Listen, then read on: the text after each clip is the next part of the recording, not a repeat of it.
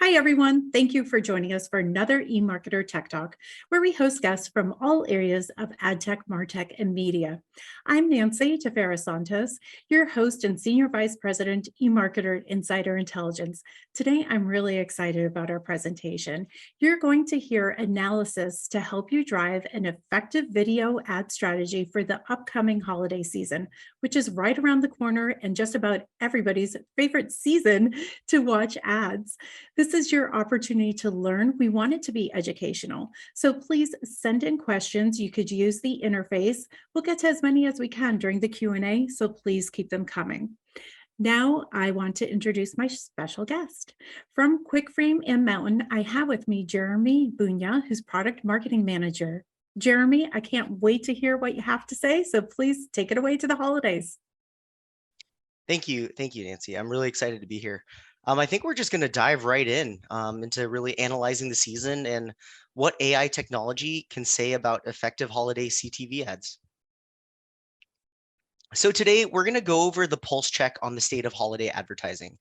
Also, we are going to actually go into the data-driven analysis of high-performing CTV holiday ad creative, as well as the key creative variables that are driving performance today and how this data can inform your future seasonal campaigns.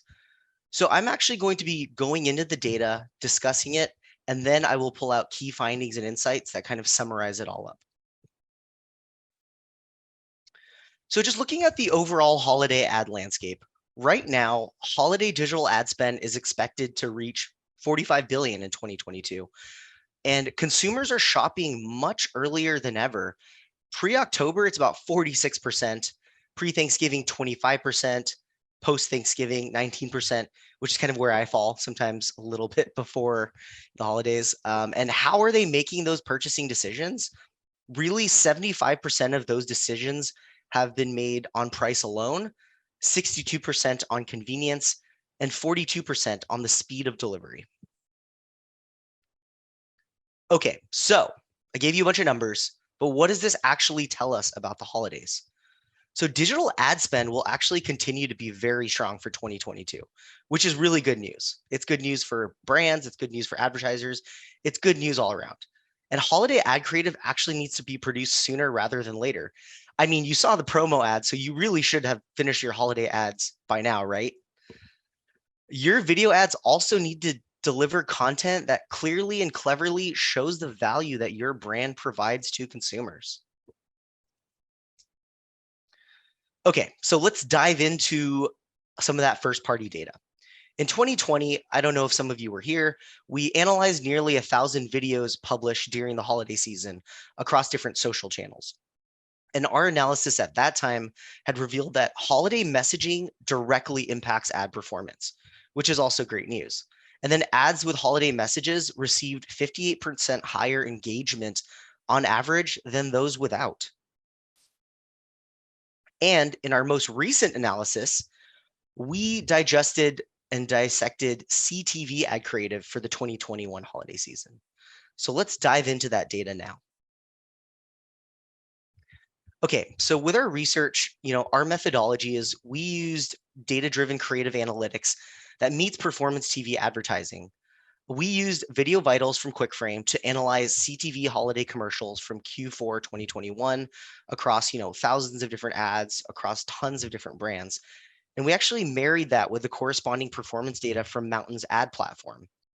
So specific creative attributes were analyzed from the best performing videos that led to the greatest impact on ROAS. So the things that we're going to look at are topics, which is generally what AI has determined is the topic for the ad. Keywords, exactly what you think it is, any keywords that appear or are spoken. Emotions like joy, fear, anger, number of on-screen talent. We looked at videos from 0 talent to 10, and then objects, what AI has determined are different objects that they find in the ads. Okay, so we're going to start with topics. Across all ads during the holiday season campaign, what were some of the major themes that each ad focused on? So the ones that performed better are on the top, and the ones that performed worse are on the bottom. So right now, we saw that kitchens performed 523% better than the average. Also, fashion, skincare, and fitness. Some of the things that didn't perform well were charities, sustainability, and money. And that could be what, the season is about. You think there'd be more giving, but, when people are strapped for cash and the economy is on somewhat of a downturn, that might be affected when you see it in ads. And if we kind of dive in a little deeper into by vertical, with home and garden, anything that had food and drink as the overall topic or home decor really performed well. Home improvement didn't perform as well, and neither did shopping. But for fashion and apparel, shopping did really well, which, maybe people are wanting to go out and shop, buy new clothes. Everyone's going to go to their holiday parties. Also, men's fashion and style did really well, but generally fashion on its own didn't perform better than the average. Okay, so we looked at some of the data for topics. Some of the key takeaways here are the season of not so goodwill. In an era of really emotional and economic uncertainty, consumers across the different verticals had to be more focused on themselves rather than philanthropy. I mean, I touched on it briefly, but it's a really tough time, so giving away money might seem kind of difficult. Home improvement DIY projects kind of languished after a year of isolation. This really led to an entertainment boom as consumers felt a return to normalcy. They're going to the movies again. People are going out. They're done with their projects that they spent the last 2 years building and slaving over. And finally, consumers crave personalization and specificity. Refine general topics down to the specifics, like targeting men's fashion and style rather than just fashion. So now let's talk about keywords. It's exactly what it sounds like. These were the most used keywords in an ads, whether it was spoken or whether it was, visual text. So the most common ones that actually impacted ROAS higher than the baseline average were code, save, world, celebrate, orders, and holidays. And I think from there you can kind of think like, oh, code, there's got to be discounts, save some money, everyone's celebrating during the holiday season. And then for some reason, Christmas actually didn't perform better than the average. And if we take a look by vertical, for fashion and apparel, again, code, holiday, and celebrate were really at the top, outperforming the average. And then for home and garden, save and kitchen. And for beauty and wellness, you had skin, find, and Black Friday. Okay, so what does this all mean? The key takeaways here are use words to convey sayings. You can say there's a code, there's a discount, really communicate those everyday savings because everybody does want to cut costs during a really heavy spending season, and make sure that the holidays are for all. So use general holiday spirit. Words like celebrate or, world peace will really be more suitable to wider audiences rather than naming specific holidays that might alienate different peoples. And then again, specificity really delivers the goods by vertical. The greatest vertical specific impacts came from words like kitchen and skin, but really aspirational language can also benefit certain industries. Okay, now we're going to look at emotions. So I think one of the most obvious things is it's the holidays. Everyone's really happy, but we're going to look at joy, fear, anger, and sadness as well. Like which impacted viewers the most and by those different verticals. So for fashion and apparel, joy performed 7% better on ROAS than the baseline average. Fear and sadness obviously didn't perform as well. And for home and garden, you had joy also outperform the average and sadness underperforming. And when you look at these emotions by vertical, for finance, joy again, during the holiday season, people want to think about happy and money and being positive, whereas sadness, anger, and fear, not surprisingly, perform pretty poorly. For beauty and wellness, again, you have joy.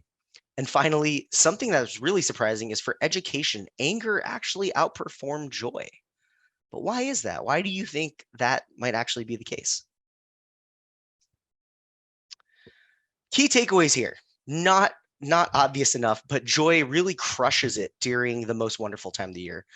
Fear-based messaging may help improve visit rates, but steer clear towards the end of the year and really focus on joy and happiness. So no fear or sadness or anger, but especially in finance. We're already worried about financial security.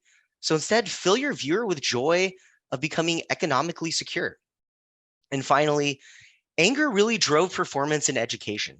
Frankness about a consumer pain point can establish an authentic connection that shows the viewer you share their values. Is that what you also thought of when you saw anger?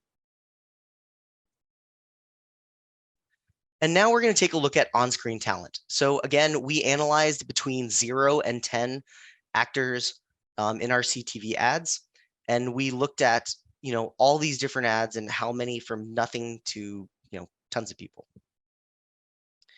So the talent count that generates the greatest impact by vertical. And this is going to go from the best performing to the least performing. So for fashion and apparel, talent count of 6 actually performed 290% better than the baseline, but a talent count of 1 actually didn't perform, significantly less. And then a talent count of 9 still performed 125% better. For home and garden, 105% over the base for talent count of 2, then 0, not far behind with no one, and a talent count of 4, 45% higher. For beauty and wellness, we found over 200% increase in ROAS versus the average for a talent count of 5, but also 0 as well, and then 1 at 66%. So overall, more is more. And the highest overall performance came when there were 8 people on screen. I mean, it's the holidays. People want to be together. They want to be around each other and celebrating, and it's a time to be festive. But surprisingly, less is also more. So the second overall highest performance came when there was no talent on screen at all, which is also really surprising. And know your ad doesn't need a ton of characters. Flesh out your ad with extras while retaining focus on about 1 to 3 characters. Now we're going to take a look at objects. So these are objects that were present on screen during the ad. And of course, we used artificial intelligence to detect what those ads are and determine what those things are. So across all of the brands that we analyzed and the ads that we analyzed, controller performed 1,855% better than the average. Jeans following in a close second, musical instrument, plaid powder, and heel.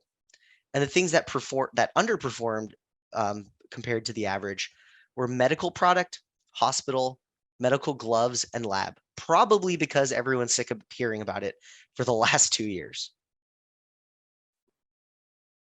And just looking by vertical, just as a high level, home and garden, land vehicle, apartment, bathtub, and car performed much better versus, massage, dog, device, and headphones.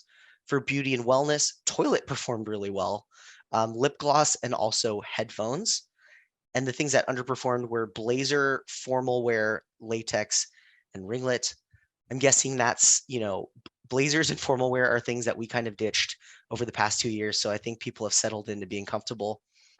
For fashion apparel, jean, camera, plaid, and electronic performed really well. And things that didn't perform as well, were Christmas Eve, patchwork, gilt, and ice skate. So the key takeaways for objects that were detected by artificial intelligence is, really new normalcy is in. Objects that remind viewers of the past 2 years saw significantly decreased performance compared to objects that represent a return to normalcy. So, things like blazer again, and medical devices and gloves were things people didn't really want to look at. Specificity again continues to reign supreme across the different categories that we looked at.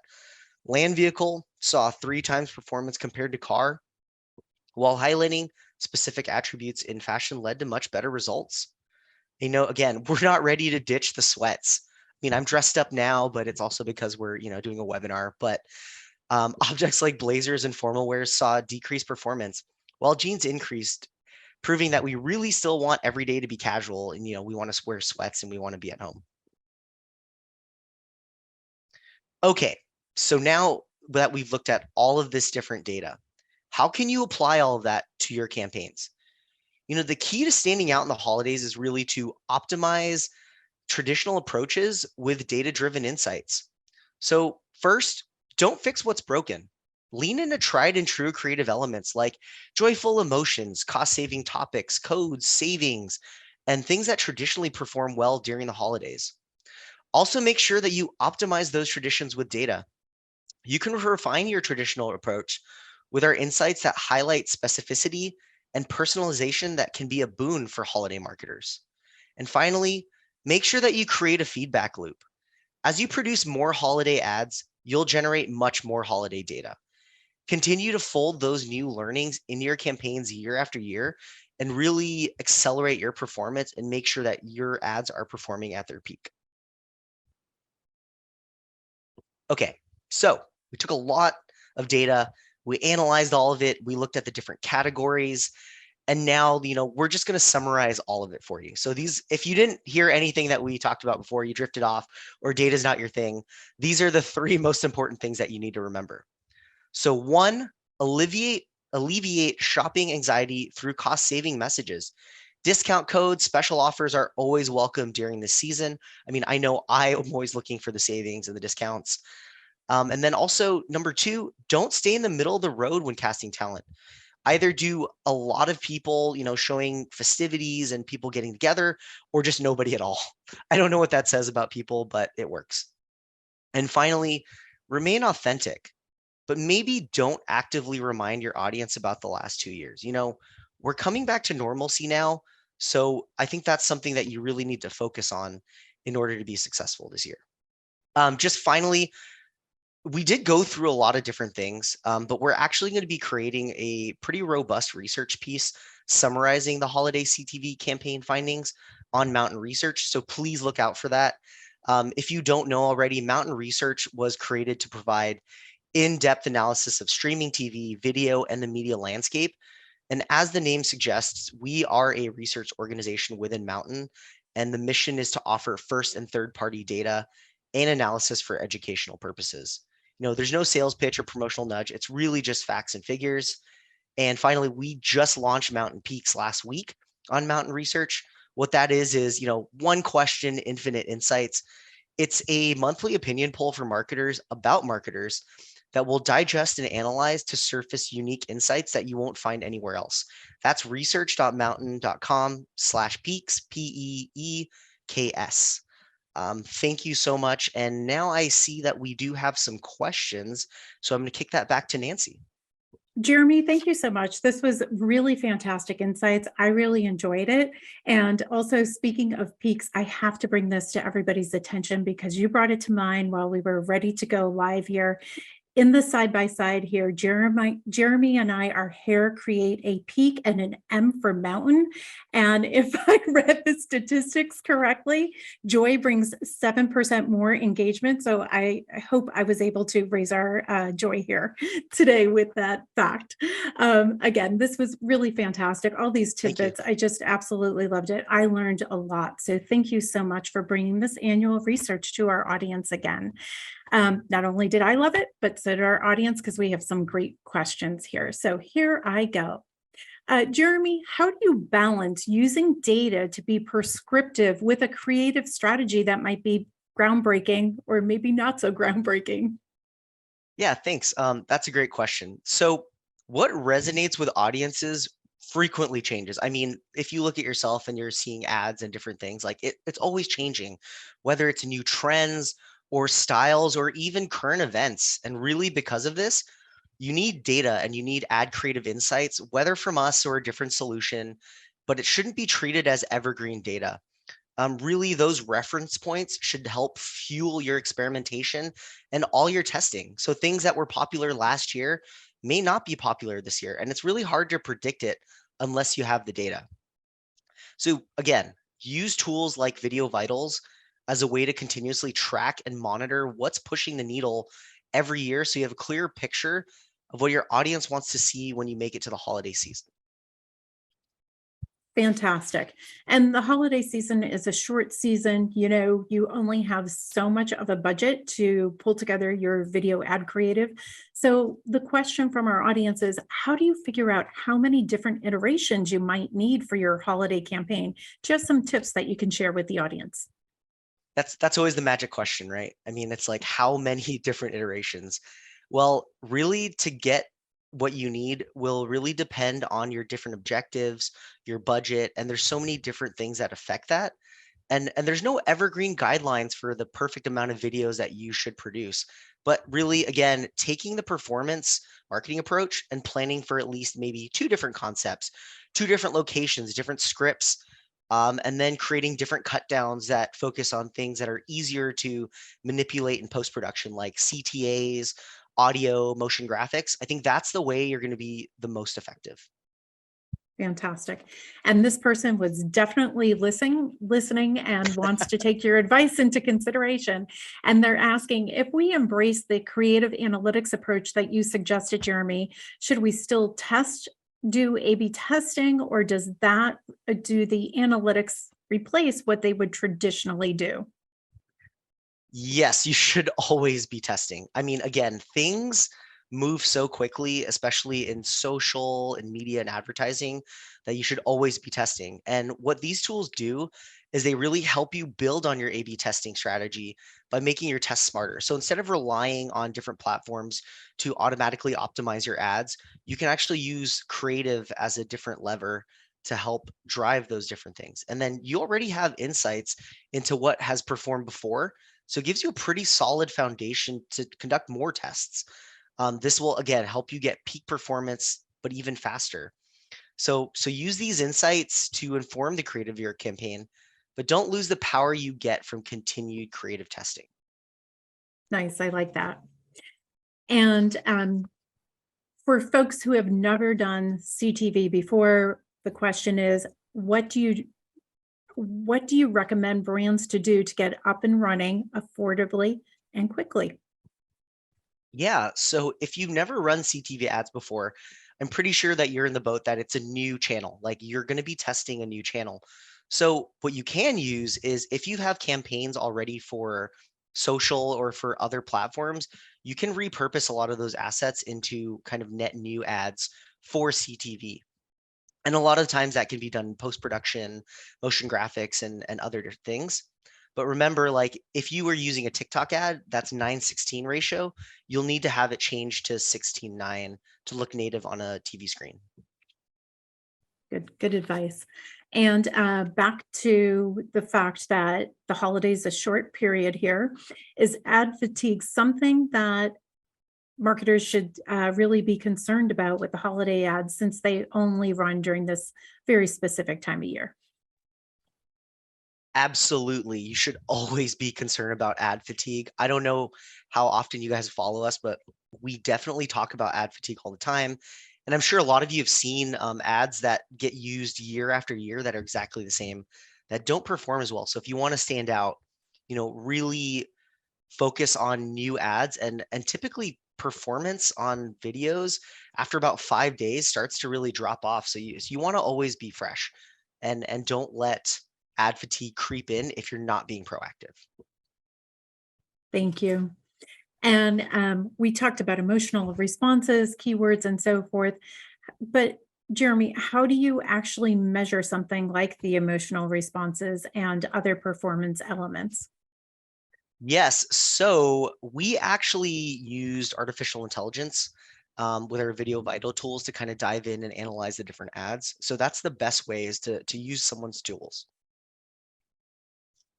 Thank you. That was all the questions that we had from our audience today. Jeremy, thank you Great. again. This was fantastic content. I enjoyed it. As I said, our audience enjoyed it. And thank you to our audience for answering all those great questions. Before we wrap up, let me take a moment and tell everybody what's happening across eMarketer's media channels. You can always register for more upcoming live analyst as well as Tech Talk webinars at eMarketer.com/webinars. On the audio side of the house, don't forget Behind the Numbers. That's our daily podcast. And check out our newsletters. I want you all to keep an eye on your email. We're going to send out the recording to today's presentation as well as the slides. Please share it around your organization. This was really insightful information. We want to get it into everybody's hands. We want to have great holiday ad campaigns out there this year. And also take a look at Mountain Peaks as well as Mountain Research. Thank you again for your time. Thanks again, Jeremy, and the entire team at Mountain and QuickFrame, and we'll see you all on our next Tech Talk. Thank you. Bye-bye.